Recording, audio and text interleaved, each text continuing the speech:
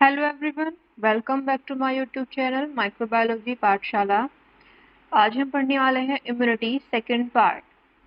तो हमने इम्यूनिटी के टाइप्स देखे थे, जिसमें हमने फर्स्ट पढ़ा था इनेट इम्यूनिटी। अब यहाँ पे हमारे पास है second type of immunity, that is acquired immunity. Acquired means which we gain after birth, and the definition of this immunity is the acquired by individual during its lifetime. It acquired by individual during its life time. मतलब ये जो acquired immunity है, ये किसी भी individual के जब वो मतलब अपने लाइफ टाइम में, मतलब उसकी पूरी अपने लाइफ में डिफरेंट बैक्टीरिया या फंजी या किसी भी डिफरेंट ऑर्गेनिज्म से जब वो क्या करता है, खुद को प्रोटेक्ट करता है, तो वो कुछ इम्यूनिटी एक्वायर्ड कर लेता है अपने पास, या उसके अगेंस्ट कुछ वर्क करने के लिए कुछ मटेरियल बनाता है, जिसे हम एक तरह से क्या कह सकते हैं, एक्वायर्ड इम्यूनिटी का एग्जांपल भी बोल सकते हैं। तो ये इम्यूनिटी कब जनरेट होती है? During the life time. यहाँ पे कुछ फीचर्स हैं एक्वायर्ड इम्यूनिटी के, जिसमें फर्स्ट है specificity. Acquired immunity have the specificity against any antigen. मतलब it can differentiate between different antigens.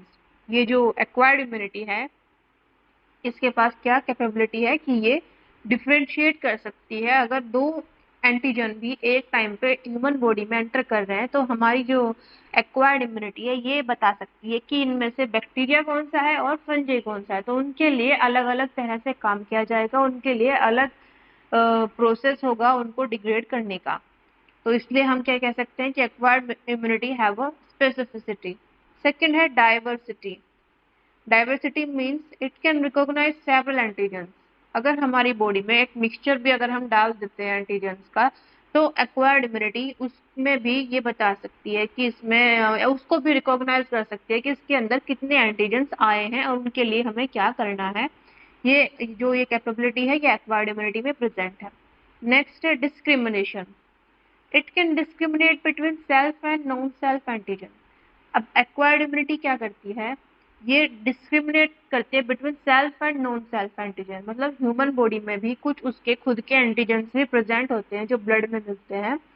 तो अगर एक तो वो एंटीजन में, और अगर कोई बाहर से कोई फॉरेन एंटीजन फॉरेन मटेरियल या कोई एंटीजन एंटर कर रहा है, तब जो हमारी इनेट इम्यूनिटी है वो ये डिस्क्रिमिनेट नहीं कर सकती कि कौन सा हमारा है कौन से बाहर से आया हुआ है। लेकिन जो एक्वायर्ड इम्यूनिटी है वो ये बता सकती है कि फॉरेन एंटीजन कौन सा है और सेल्फ एंटीजन कौन सा है। इसी के बेस पे वो क्या करती है, अपना काम करती है।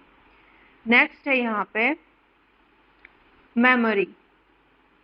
मेमोरी में आपका ये आ जाएगा, it contain memory against previously entered antigen. अगर हमारी बॉडी में पहले कोई एंटीजन एंटर हुआ था और हमारी इम्यून सिस्टम एक्टिवेट किया उसने, उसके बाद हमारी बॉडी ने उसके अगेंस्ट एंटीबॉडीज बनाई, और वो एंटीबॉडीज क्या होंगी, हमारी बॉडी स्टोर कर ली जाती हैं एज अ मेमोरी।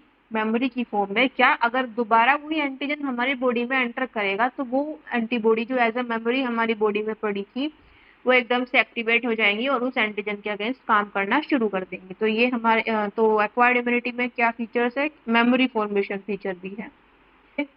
अब हम यहाँ पे देख लेते हैं types of acquired immunity. Types of acquired immunity में दो टाइप्स आएंगे, ह्यूमरल इम्यूनिटी और सेल मीडिएट इम्यूनिटी। तो फर्स्ट है ह्यूमरल इम्यूनिटी सिस्टम और antibody mediated immune system. Humour derive body fluid. ये जो ह्यूमर है, इस वर्ड का मतलब क्या है, body fluid. Body fluid in which antibody present, जिसमें एंटीबॉडी प्रेजेंट होती है। तो जो हमारा एक्वायर्ड इम्यूनिटी का फर्स्ट टाइप है वो है humoral immunity system in which antibody will be present. That's why we call it antibody mediated immune system। Antibody से जुड़ा हुआ है, एंटीबॉडी के हेल्प से ही जो इम्यून सिस्टम चलता है, उसे हम क्या कह रहे हैं, ह्यूमरल इम्यूनिटी सिस्टम या फिर एंटीबॉडी मीडिएटेड इम्यून सिस्टम। अब हमने यहाँ पे बताया कि humour derived from one minute humour derived body fluid in which antibody present. Humour जो वर्ड है वो एक बॉडी फ्लूइड के लिए यूज किया गया है जिसमें एंटीबॉडी प्रेजेंट है। और एंटीबॉडी बनती कौन से सेल से है? It comprise of B cells. जो हमारी बॉडी में बी सेल्स प्रेजेंट होते हैं वो ही क्या काम करते हैं, वो ही एंटीबॉडी बनाने का काम करते हैं। अब हम देख लेते हैं B cells, types of B cells. Types of B cells में हम देखते हैं बी सेल जो है वो दो टाइप्स के हैं, प्लाज्मा सेल और मेमोरी सेल। प्लाज प्लाज्मा सेल्स को इफेक्टिव बी सेल्स भी बोलते हैं, मतलब ये एकदम से काम करने के लिए जो बनाए। बी सेल्स क्या करता है, दो तरह के सेल बनाते हैं, एक प्लाज्मा सेल, एक मेमोरी सेल। प्लाज्मा सेल क्या है, जो फॉरेन एंटीजन आया है उसके अगेंस्ट एकदम से काम करते हैं, एंटीबॉडी बनाएंगे और उनको डिग्रेड कर देंगे। मेमोरी बी सेल्स क्या करते हैं कि जो तब हमारा मेमोरी बी सेल एक्टिवेट होता है, वरना उस टाइम पे जो सेल काम करते हैं वो है प्लाज्मा सेल्स। अब है इफेक्टिव बी सेल्स, इन्हें हम इफेक्टिव बी सेल्स बोलते हैं। रिसेप्टर एब्सेंट, इनके पास रिसेप्टर नहीं होते। जो प्लाज्मा सेल्स है उनका लाइफ स्पेन है 4 to 5 डेज, 4 to 5 डेज इनका लाइफ स्पेन होगा। Produce several antibody per day until they die, ये क्या रोजाना काफी सारी एंटीबॉडीज बनाते रहते हैं जब तक ये डाई नहीं होंगे, अपने 4 to 5 डे के लाइफ स्पेन में ये सेवरल एंटीबॉडीज बनाते रहते हैं। अब है नेक्स्ट हमारा है memory B cell. Memory B cell के पास क्या है, रिसेप्टर प्रेजेंट है, रिसेप्टर होंगे तभी ये रिकॉग्नाइज कर पाएगा कि कौन सा एंटीजन आया है और कब मुझे एक्टिवेट होना है। Second, sensitized B cell recognize same antigen, ये सेम एंटीजन को रिकॉग्नाइज करेगा जिसको प्लाज्मा सेल ने किया था, क्योंकि इसके पास उसी एंटीजन के लिए मेमोरी सेल्स है या मेमोरी है जो प्लाज्मा सेल ने डिटेक्ट किया था। इट अटैक सेकेंड टाइम, और ये भी कब एक्टिवेट हो रहा है, जब सेकेंड टाइम वही एंटीजन आ रहा है जो फर्स्ट टाइम आया था, प्लाज्मा सेल ने उसको डिग्रेड कर दिया था, लेकिन उसी टाइम पे उसके मेमोरी सेल्स बने थे। अब जैसे ही वो सेकेंड टाइम एंटर करेगा तो ये मेमोरी सेल क्या हो जाएंगे, एक्टिवेट हो जाएंगे। लाइफ स्पेन सम ईयर्स, इनका जो लाइफ स्पेन है वो as compare to plasma cell ज्यादा है, और ये ईयर्स में कुछ सालों तक ये सेल्स हमारी बॉडी में प्रेजेंट रहते हैं। नेक्स्ट अब हम देख लेते हैं सेकेंड टाइप है यहाँ पे एक्वायर्ड इम्यूनिटी का, cell mediate immune system. Cell mediate immune system, और इसको सीएमआई भी बोलते हैं। सेल मीडिएट इसलिए क्योंकि इसमें कुछ स्पेशल सेल्स यूज होते हैं, और फर्स्ट वाले हमारा एंटीबॉडी मीडिएटेड था क्योंकि वहां पे एंटीबॉडी बनता है। अब इसमें है it is comprises of T cell, ये इसमें जो सेल मीडिएटेड इम्यून सिस्टम है ये टी सेल्स की हेल्प से चलता है, टी सेल्स ही इसमें प्रेजेंट होते हैं, ठीक है। और जो हमारा ह्यूमरल वाला था वहां पे बी सेल्स प्रेजेंट थे। अब यहाँ पे क्या है, 4 type of T cells present है, सेल मीडिएटेड इम्यून सिस्टम में जो है 4 type of T cells present हैं। अब आप यहाँ पे देख सकते हो कि हमने एक फ्लो चार्ट बनाया है जिसमें शो किया है 4 type of different T cells. First है T helper cell. T helper cell को शॉर्ट में टीएच सेल्स भी बोलते हैं। ये क्या करते हैं, दे रिलीज लिम्फोकाइंस, ये रिलीज करते हैं लिम्फोकाइंस, ठीक है। अब लिम्फोकाइंस क्या है, लिम्फोकाइंस आर इंटरल्यूकिन, लिम्फोकाइंस जो हैं वो इंटरल्यूकिन्स हैं। And monocyte, monocyte colony stimulated factor, ये क्या है, लिम्फोकाइंस कुछ केमिकल, अगर हम बात करें केमिकल की फॉर्म है जो रिलीज कर रहे हैं टीएच सेल्स, और वो भी उसमें नाम इन्होंने दिया है इंटरल्यूकिन्स। और ये क्या, और एक तो इंटरल्यूकिन है, सेकेंड है monocyte colony stimulating factor. Monocytes जो है ब्लड सेल्स हैं, तो उनकी कॉलोनी को जो स्टिमुलेट करने के लिए फैक्टर यूज होता है, वो भी कहाँ से रिलीज हो रहा है, टीएच सेल से, वो भी किसकी फॉर्म में, लिम्फोकाइंस की फॉर्म में। अब देखते हैं हम यहाँ पे lymphokines, interleukin stimulate B cell and TS cell. जो लिम्फोकाइंस या जो उसका सेकंड नेम है इंटरल्यूकिन, वो क्या करते हैं, बी सेल और टी सेल को स्टिमुलेट करने का या फिर रेगुलेट करने का काम करते हैं। Number of TH cell reduce in AIDS patient, अगर किसी ह्यूमन में एड्स हुआ है उस टाइम पे क्या होगा, नंबर ऑफ टीएच सेल्स जो है वो रिड्यूस हो जाएगा, कम हो जाएगा उस पेशेंट में। नेक्स्ट है यहाँ पे type second T memory cell, और जिसे हम बोलते हैं TM cell. They are sensitized T cell and also called primed cell, ये सेंसिटाइज्ड टी सेल है और इन्हें प्राइम्ड सेल भी बोलते हैं। अब यहाँ पे सेकेंड थर्ड वन है द टी किलर सेल और टीके सेल। दे रिलीज परफोरिन, टीके सेल्स क्या करते हैं, परफोरिन रिलीज करते हैं, ये एक तरह से एक एंजाइम है जो रिलीज हुआ है, और दे रिलीज लिम्फोटॉक्सिन, और फर्स्ट तो ये रिलीज कर रहे हैं परफोरिन, तो सेकंड रिलीज कर रहे हैं lymphotoxin, which kill the microbes infected cells. जो क्या करेगा, अगर हमारी बॉडी में जब कोई माइक्रोब एंटर किया है, उसने किसी सेल को इन्फेक्ट किया है, तो जो माइक्रोब इन्फेक्टेड सेल होगा उसे ये लिम्फोकाइंस या लिम्फोटॉक्सिन्स क्या कर देंगे, ये लिम्फोटॉक्सिन्स उसे क्या कर देंगे, किल कर देंगे या फिर डिग्रेड कर देंगे, जिसके सेल भी मर जाएगा और साथ में जो बैक्टीरिया वो भी मर जाएगा या डिग्रेड हो जाएगा यहाँ पे। और थर्ड है यहाँ पे एक्ट अगेंस्ट कैंसरस सेल। जो टीके सेल्स हैं वो काम करते हैं किसके अगेंस्ट, कैंसरस सेल्स के अगेंस्ट। अभी यह, यहाँ पे अब हम देखते हैं टीके सेल्स का जो एक मेन वर्क भी है, जिसमें क्या है कि they are involve in graft rejection. Graft rejection क्या है कि जब एक इंडिविजुअल दूसरे इंडिविजुअल को अपना ऑर्गन डोनेट करता है, तो उसे हम क्या कहते हैं, ग्राफ्ट डोनेट किया, मतलब एक तरह से उस टाइम पे ग्राफ्ट रिजेक्शन देखने को मिलता है। अब इसका रीजन क्या है, क्योंकि क्या होता है ना, हर ह्यूमन की बॉडी किसी दूसरे, मतलब कोई भी ह्यूमन की बॉडी दूसरे ऑर्गन को अगर हम उसमें ट्रांसफर कर रहे हैं इजीली एक्सेप्ट नहीं करती। तो उस टाइम पे जब वो उसको एक्सेप्ट नहीं करेगी, या हमारी बॉडी में अगर हम कोई किसी का ऑर्गन ट्रांसप्लांट करा रहे हैं और उस हमारी बॉडी उसको एक्सेप्ट नहीं कर रही है, तो उस केस को हम क्या करते हैं, ग्राफ्ट रिजेक्शन बोलते हैं। और उसमें कौन से सेल्स इन्वॉल्व हैं, उसमें टीके सेल्स उसमें वहां पे इन्वॉल्व होंगे। अगर वो ग्राफ्ट रिजेक्शन कर देते हैं तो वो जो ऑर्गन हमने ट्रांसप्लांट करा है अब बॉडी में, उसको वो क्या कर देंगे, डिग्रेड करना स्टार्ट कर देंगे। इसलिए हम यहाँ पे इसको बोल रहे हैं ग्राफ्ट रिजेक्शन। लास्ट है यहाँ पे T suppressor cell. T suppressor cell क्या करते हैं, इनको टीएस सेल्स भी बोलते हैं। They suppress TH and TK and also suppress immune system. अब अगर टीएच और टीके की एक्टिविटी ज्यादा हो रही है तो उसको रेगुलेट करने वाला भी चाहिए। तो उस टाइम पे कौन से एक्टिवेट हो जाते हैं हमारे cell, T S cells, T suppressor cells activate हो जाते हैं, जो उस सिस्टम को थोड़ा लो कर देंगे या उसको उतना करेंगे जितनी उसकी जरूरत है। अब हम यहाँ पे देखते हैं एक्वायर्ड इम्यूनिटी के दो टाइप्स हो रहे हैं, जिसमें हमारे पास आता है एक्टिव इम्यूनिटी और पैसिव इम्यूनिटी। ठीक है, एक्टिव इम्यूनिटी हम फर्स्ट देखते हैं। Active immunity, when body own cells start forming antibody during encounter to antigen. जब हमारी बॉडी, खुद की बॉडी, अगर हमारी बॉडी मतलब कोई एंटीजन आया है और हमारी बॉडी ने उसको डिटेक्ट किया है और तब हमारे सेल्स ने क्या, एंटीबॉडी फॉर्मेशन स्टार्ट कर दिया है, तो वो उस तरह की इम्यूनिटी को हम क्या कहेंगे, एक्टिव इम्यूनिटी कहेंगे। It is long lasting. It is long lasting. जो एक्टिव इम्यूनिटी है वो लॉन्ग लास्टिंग है, लंबे समय तक ह्यूमन बॉडी में प्रेजेंट रहता है।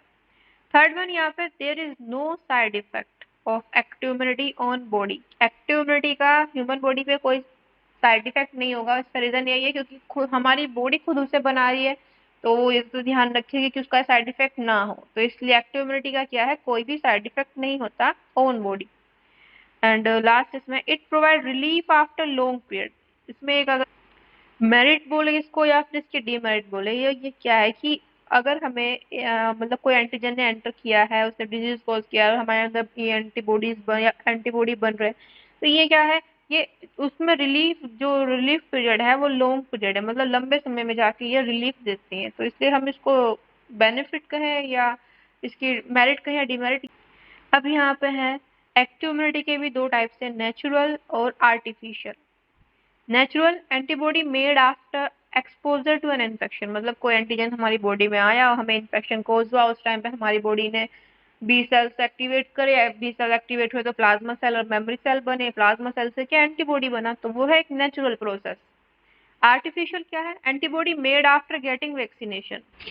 इसका मतलब क्या है कि आर्टिफिशियल से मतलब है यहाँ पे, अगर हमने आर्टिफिशियली किसी एंटीजन को एंटर कराया है हमारी बॉडी में और फिर उसके बाद हमने अपने इम्यून सिस्टम को एक्टिवेट कराया है, तो वो क्या है, आर्टिफिशियल मेथड है एक्टिव इम्यूनिटी का। इसमें आएगा antibody made after getting vaccination. और वैक्सीनेशन क्या है, एक आर्टिफिशियल मेथड है जिसमें हम different type of vaccine use कर सकते हैं, मतलब जिसमें क्या हम या तो हम लाइव एटेन्यूएटेड वैक्सीन, जिसमें हम लाइव ऑर्गेनिज्म ले रहे हैं, वीकेंड लाइव ऑर्गेनिज्म, या फिर हम डेड ऑर्गेनिज्म ले रहे हैं, या फिर हम उसका आरएनए वाले वैक्सीन ले रहे हैं, या डीएनए वाले, मतलब ऐसे डिफरेंट वैक्सीन बनने की जो फॉर्मेशन है उसके बाद जो वैक्सीन बनते हैं, अगर हम वैक्सीनेशन कराने के बाद अपने इम्यून सिस्टम को एक्टिवेट करा रहे हैं तो वो क्या है, आर्टिफिशियल मेथड है। अब हम देखते हैं टाइप सेकेंड। टाइप सेकंड है पैसिव इम्यूनिटी। पैसिव इम्यूनिटी इसमें है antibodies are supplied from outside prepared in other organism such as counteract the snake venom. अब पैसिव इम्यूनिटी क्या है कि जब हम बाहर से एंटीबॉडीज ट्रांसफर करा रहे हैं ऑर्गेनिज्म में या किसी इंडिविजुअल में जिसमें हमें जिस मतलब एक तरह से अगर हम यहाँ पे एग्जांपल दें उन्होंने तो स्नेक वेनम का एग्जांपल दिया कि अगर आपको स्नेक ने बाइट किया है उसके अगेंस्ट हम क्या करते हैं या डॉक्टर क्या करते हैं आपको एक इंजेक्शन देते हैं जो क्या जिसमें क्या होती है एंटीबॉडीज होती हैं उस वेनम के अगेंस्ट। तो ये क्या है ये पैसिव इम्यूनिटी है मतलब बाहर से एंटीबॉडी ट्रांसफर कराना किसी इंडिविजुअल में। ठीक है तो उस मेथड को हम क्या कहते हैं पैसिव इम्यूनिटी कहते हैं। अब ये क्या it is not a long lasting ये लंबे समय तक नहीं रहेगा क्योंकि ये लंबे समय तक इसलिए नहीं रहेगा क्योंकि वो हमारी बॉडी में नहीं बनी एंटीबॉडी वो हमने बाहर से ट्रांसफर कराई है। ठीक है may cause some reaction in the body. अब यहाँ पे क्या है यहाँ पे साइड इफेक्ट होने के चांसेस हैं इसका रीजन है क्योंकि वो एंटीबॉडीज बाहर से जो दूसरे इंडिविजुअल में वो एंटर कराई है ह्यूमन में तो इसलिए क्या रीजन हो सकता है कि मतलब हमारी बॉडी इसको रिजेक्ट करे अगर वो रिजेक्ट करती है तो वहाँ पे साइड इफेक्ट हो सकता है वहाँ पे एलर्जी हो सकती है। तो इसलिए हम क्या कह सकते हैं कि जो हमारी पैसिव इम्यूनिटी है जो हम जिसमें हम क्या करते हैं एंटीबॉडीज को ट्रांसफर कराते हैं बाहर से तो उसमें क्या है साइड इफेक्ट होने की चांसेस रहते हैं। इट प्रोवाइड इमीडिएट रिलीफ यहाँ पे था it provide relief after long period की ये लंबे समय के बाद रिलीफ प्रोवाइड करा रहा है बट जो हमारी पैसिव इम्यूनिटी है वो हमें at a time relief provide करा देती है। ठीक है जिससे कि हमें जल्दी से जल्दी आराम हो जाए। तो स्नेक वेनम के केस में अगर आप देखें स्नेक ने आपको बाइट किया है तो अगर आपको उसी टाइम पे एंटीबॉडी अगर हम ना दें तो क्या होगा आप डेड हो जाओगे। तो इसलिए क्या है कि आर्टिफिशियली मेथड है जिसमें हम क्या करते हैं बाहर से एंटीबॉडीज ट्रांसफर करा देते हैं इंडिविजुअल में जिसको स्नेक ने बाइट किया है तो वो क्या करेगा इमिडिएटली रिलीफ प्रोवाइड करा देंगे उसको। ठीक है अब नेक्स्ट है यहाँ पे टू टाइप्स नेचुरल और आर्टिफिशियल पैसिव इम्यूनिटी। फर्स्ट यहाँ पर नेचुरल जो पैसिव इम्यूनिटी है वो है antibody from mother to foetus. अब मदर से फीटस में भी कुछ एंटीबॉडीज ट्रांसफर जब इसका रीजन क्या है क्योंकि जो फीटस है वो डेवलपिंग प्रोसेस में है उसमें अभी क्या है इम्यून सिस्टम फुली डेवलप नहीं हुआ है वो खुद को सेव नहीं कर सकता है प्रोटेक्ट नहीं कर सकता है डिजीज वगैरह से। तो क्या है वो कहाँ से लेता है एंटीबॉडीज मदर के बॉडी से एंटीबॉडी लेता है। तो इसलिए हम क्या कह सकते हैं कि नेचुरल फॉर्म तो है पैसिव इम्यूनिटी की antibody from mother to foetus और आर्टिफिशियल क्या है antibody acquired from serum. Artificial form है कि एंटीबॉडी जो है किसी इंडिविजुअल के सीरम में वहां पे एंटीबॉडी बनी थी वहां से हमने सीरम कलेक्ट किया फिर उससे एंटीबॉडी को अलग किया तो उन एंटीबॉडीज को हम क्या करते हैं यूज करते हैं किसी दूसरे इंडिविजुअल में इंजेक्ट करने के लिए। ठीक है तो ये क्या है एक आर्टिफिशियल मेथड है। अब हम नेक्स्ट यहाँ पे देख लेते हैं। अब हमने यहाँ पे एक डायग्राम बनाया है जिसमें हम एक्सप्लेन करेंगे कि बी सेल और टी सेल फॉर्म कैसे होते हैं और मैच्योर होना उनका उनका एंटीबॉडी फॉर्मेशन करना डिफरेंशिएट होना ये सब हम यहाँ पे इस डायग्राम में आपको बताएंगे। फर्स्ट हमने शो किया है बोन मैरो। आप सभी को पता है कि सेल्स का जो ओरिजिन है वो बोन मैरो से हुआ है। बोन मैरो में भी क्या प्रेजेंट है प्लोरीपोटेंट स्टेम सेल प्लोरीपोटेंट स्टेम सेल्स। ठीक है इससे बनेंगे फिर डिफरेंशिएट होंगे फिर इससे यहाँ पे एक माइल जो प्लोरीपोटेंट सेल्स स्टेम सेल है वो दो तरह के सेल्स में डिफरेंशिएट हो जाएगा एक तो जिससे क्या बनेंगे हमारे बीओटी सेल और एक हमारे यहाँ पे होगा माइलोइड स्टेम सेल ये फॉर्म में। ठीक है अब हम यहाँ पे देखते हैं यहाँ से जो ये स्टेम सेल है इससे क्या बन रहा है प्री मैच्योर बी सेल और प्री मैच्योर टी सेल। ठीक है प्री मैच्योर बी सेल और प्री मैच्योर टी सेल। अब यहाँ पे प्री मैच्योर बी सेल की जो प्रोसेसिंग है वो कहाँ पे होगी अगर हम बर्ड्स की बात करें बर्सा बर्ड्स के लिए जो साइट है उसको हम बुरसा और फेब्रिका बोलते हैं और जो मैमल्स के लिए जो साइट है उसको बोलते हैं गट ऑफ म्यूकोसा जहाँ पे प्रोसेसिंग होती है बी सेल्स की। अगर हम टी सेल की प्रोसेसिंग की बात करें तो ये प्री मैच्योर से मैच्योर फॉर्म में जहाँ कन्वर्ट होंगे वो होगा थाइमस थाइमस। ठीक है ये एक इम्यून ऑर्गन है। अब हम देख लेते हैं डिफरेंशिएशन इनका बी सेल यहाँ पे बन गए हैं यहाँ पे टी सेल बन गए। अब ये डिफरेंशिएट हो रहे हैं डिफरेंट सेल्स में। फर्स्ट है यहाँ पे मेमोरी सेल बी सेल जो डिफरेंशिएट होंगे वो मेमोरी सेल में होंगे और प्लाज्मा सेल्स में होंगे। ठीक है प्लाज्मा सेल और मेमोरी सेल। प्लाज्मा सेल्स क्या करते हैं एंटीबॉडीज फॉर्मेशन का काम करते हैं और memory cell as a memory save हो जाते हैं हमारी बॉडी में। जैसे ही ये एंटीजन जिसके अगेंस्ट ये एंटीबॉडी बनी है दोबारा एंटर करेगा ये मेमोरी सेल एक्टिवेट हो जाएंगे अपने आप इसलिए इसको क्या बोलते हैं ह्यूमरल इम्यूनिटी। यहाँ पे अब डिफ्रेंशिएट हुए टी सेल्स डिफरेंट फॉर्म्स में, जैसे कि T C cell, T cytotoxic cell, T S cell, T helper cell, T K cell, T killer cell और T S cell, T suppressor cell. और इस टाइप जो ये इम्यूनिटी है इसे बोलते हैं सेल मीडिएट इम्यूनिटी। ठीक है, आई होप आप सभी को ये सही से समझ में आ गया होगा। अगर आपको कोई भी कंफ्यूजन है तो आप हमारे कमेंट बॉक्स में कमेंट कर सकते हैं। And thank you for watching my video. Please share and subscribe my channel.